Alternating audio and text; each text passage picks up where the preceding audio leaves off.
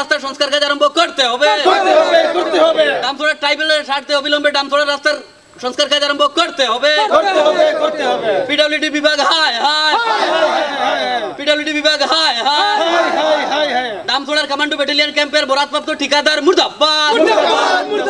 ডামছড়া commando battalion training সেন্টারের বরাদপ্রাপ্ত ঠিকাদার মুর্দাবাদ। সংস্কার কাজ আরম্ভ জিন্দাবাদ। ডামছড়ার রাস্তার সংস্কার কাজ আরম্ভ করতে হবে। সংস্কার না করে ক্যাম্পের মাল নিতে দেব না। আজিত সাহক এই ডামছড়ার যে পিডব্লিউডি রাস্তাত আমি প্রতিবাদ করেছি, এইটো আমার স্বাধীনতার পিছত প্রথমবার এইটো পিডব্লিউডি রাস্তার কাম হয়েছিল স্বাধীনতার পিছত, আপনালোকে বুঝি লওক। কিন্তু এতিয়া মানে ডামছড়াত কমান্ডো ব্যাটালিয়ন ক্যাম্প, এটা আমার হাইলাকান্দি ডিস্ট্রিক্টর কাটিজোড়া সমষ্টির ডামছড়াত এটা কমান্ডো ব্যাটালিয়ন ক্যাম্প নির্মাণ কাম চলি আছে। এইটো সুন্দর কথা, আমিও বিচাৰোঁ আমাৰ ইয়াতে কমান্ডো ব্যাটালিয়ন ক্যাম্পটো মানে হ'ব লাগে, এইটো আমিও দাবী জনাইছিলোঁ।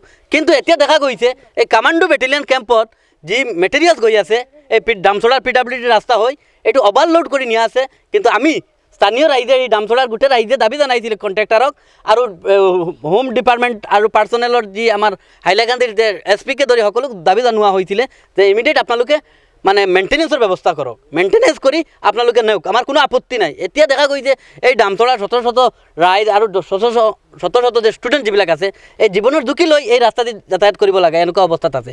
আজি ইয়াতে ৰাইজে প্ৰতিবাদ কৰিছে, আজি ডামছড়াৰ ট্ৰাইবেল ওলাই আহিছে, আজি ডামছড়াৰ হিন্দু মুছলিম সকলো একেলগে মিলি আজি ইয়াতে প্ৰতিবাদ কৰিছে।